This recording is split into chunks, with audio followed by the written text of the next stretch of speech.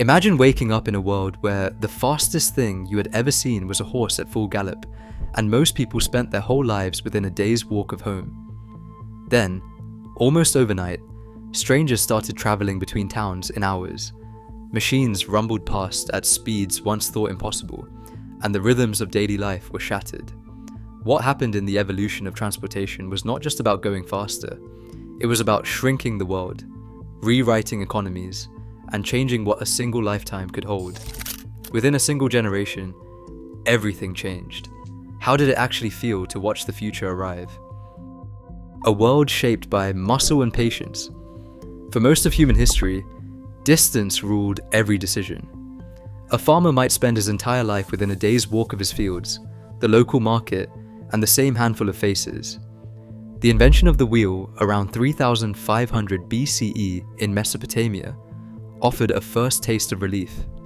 Suddenly, a cart could carry more than any person or pack animal could alone. But even with wheels and the domestication of horses or oxen, journeys stretched on for hours, sometimes days, their pace set by the limits of living bodies and rough, rutted roads. Trading a basket of grain or a bundle of wool meant waking before dawn, hoping weather and mud would not trap you miles from home. Most people rarely glimpsed another town, let alone a city beyond the horizon. The world felt vast, its boundaries drawn by how far your feet or a horse's hooves could take you before sunset. Canals and stagecoaches, centuries later, nudged the edges outward, but progress was slow and fragile. Every trip a gamble against time, rain, and exhaustion. In this age, speed was a rumor, not a reality. The rhythms of daily life moved with the seasons, the sun, and the slow turning of wheels. The idea that a person could cross entire regions in a single afternoon belonged to the realm of dreams. In 1829, thousands crowded the fields at Rainhill to witness a contest that would settle the future of travel. 5 machines lined up, but George Stephenson's rocket stole the show, pulling 13 tons at an average of 12 miles per hour, sometimes surging to 30 miles per hour. Horses and cables faded into memory as Rocket finished the trials without a breakdown. Orders for steam locomotives followed almost overnight, and the idea of railways shifted from fantasy to certainty. Nearly 6 decades later, Bertha Benz quietly set out from Mannheim in her husband Karl's motor wagon, her 2 sons squeezed beside her. The journey stretched 66 miles to Pforzheim, over rutted roads and steep hills the engine could barely climb. When fuel ran low, she stopped at a pharmacy for Ligroin. When a fuel line clogged, she cleared it with a hat pin. By dusk, Bertha sent a telegram home. Newspapers caught the story, and the automobile became something that could carry a family across the countryside in a single day. In 1903, at Kitty Hawk, Orville Wright's first powered flight lasted 12 seconds and covered 120 feet. It was awkward, brief, and utterly new. Skeptics called it a stunt, but those 12 seconds proved machines could lift people into the sky. Suddenly, speed wasn't a rumor. It was real, and it was coming. On the factory floor at Highland Park in 1913, a quiet revolution began with the hum of moving belts and the shuffle of workers at their stations.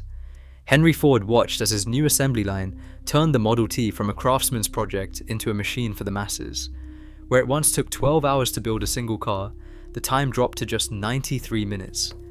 The price tag tumbled with it, down from $850 in 1908 to $260 by 1925, less than a year's wages for many American families. Owning a car was no longer a fantasy reserved for the wealthy or the daring. By 1927, more than 15 million Model Ts had rolled off the line, their black bodies filling city streets and country roads alike. But a car, no matter how affordable, is useless without fuel. As Model Ts multiplied, a new kind of business sprang up on corners and crossroads, the gasoline station. In 1913, the first drive-in filling station opened in Pittsburgh. By the 1920s, thousands dotted the landscape, their bright pumps promising a quick refill and a chance to keep going. Suddenly, a family could drive hundreds of miles without worrying about running dry, or finding a chemist to sell them Ligroin. The map of daily life stretched wider with every tank. The assembly line and the gas station together did more than lower the cost of travel. They made it possible for millions to imagine a life beyond the limits of their hometown. The world began to shrink, not just for the adventurous, but for anyone with a few $100s and a sense of possibility. Concrete poured, bulldozers roared, and in 1956, the United States launched the most ambitious public works project in its history. The Federal Aid Highway Act did not just build roads, it rewrote the map of daily life. 41,000 miles of interstate highways began stitching together cities, suburbs, and distant towns. Suddenly, a cross-country trip that once took days could fit into a family vacation. The suburbs exploded outward. By 1970, the population living outside city centers had more than doubled since the war, fueled by the promise of open roads and affordable homes just off the next exit. New businesses lined the highways, motels, diners, shopping centers, each one a signpost for a nation on the move. But the transformation did not stop at ground level. In 1978, Congress threw open the skies with the Airline Deregulation Act. Until then, flying was expensive and tightly controlled, a privilege for the few. Deregulation unleashed a wave of competition. Fares fell by 40% over the next 2 decades. Suddenly, a round-trip ticket from Chicago to Los Angeles cost less than a week's groceries. Airlines raced to add new routes, and by the year 2000, the number of passengers had tripled compared to the late 1970s. Mass air travel turned distant relatives into weekend visitors and business meetings into day trips across the continent. When government policy cleared the path, whether by paving highways or lifting price controls, it did not just make travel easier. It made mass mobility a fact of life, reshaping where people lived, how they worked, and what they dreamed was possible. In April 1956, a former trucker named Malcolm McLean watched as the Ideal X left New Jersey loaded with 58 metal containers, sealed boxes that could be lifted straight from a truck onto a ship. What began as a gamble soon swept through the world's ports. Containerization slashed cargo handling costs by 90% and turned days of backbreaking work into a matter of hours. For dock workers, the change was immediate and personal. Unions fought bitter strikes as jobs vanished almost overnight. What once took a team of 20 men now needed just a handful and a crane. Far from the waterfront, the effects rippled into daily life. Supermarkets in the suburbs filled with goods from across the globe. Families in newly built neighborhoods found oranges from Florida and radios from Japan on their shelves, all delivered faster and cheaper than anyone had imagined possible. The morning commute stretched longer as suburbs sprawled, fueled by cheap imports and the promise of a better life outside the city.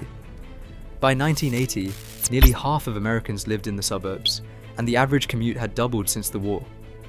The world felt smaller, but for many, the ground beneath their feet was shifting. Container ships, highways, and sprawling suburbs had rewired trade and daily life, leaving old certainties behind and opening the door to new, unpredictable disruptors. Electric vehicles now glide through city streets, their engines nearly silent where once there was only the roar of combustion. In 2023, 14 million new electric vehicles found owners worldwide, a number that would have seemed impossible just a decade earlier. Charging stations multiply along highways and in neighborhoods, echoing the spread of gas pumps a century before. At the same time, ride-hailing apps have turned millions of private cars into shared taxis, handling billions of trips each year. For a growing share of city dwellers, the idea of owning a car at all is starting to feel outdated. E-scooters and bikes dot the sidewalks, offering quick, flexible rides for the last mile home. And in a handful of cities, self-driving vehicles are already navigating real traffic, collecting data with every turn. The old boundaries between driver and passenger, owner and renter, and between machine and algorithm are blurring. With each new leap, the question lingers: which of today's experiments will become tomorrow's new normal, and who gets to decide when the world is ready to change again? Every leap in transportation has redrawn the map of daily life, often in less than a generation. Today, autonomous vehicles and Hyperloop prototypes hint at another turning point. No technology stays on top forever. Subscribe, watch the next video, and stay curious, because the next revolution may be closer than you think.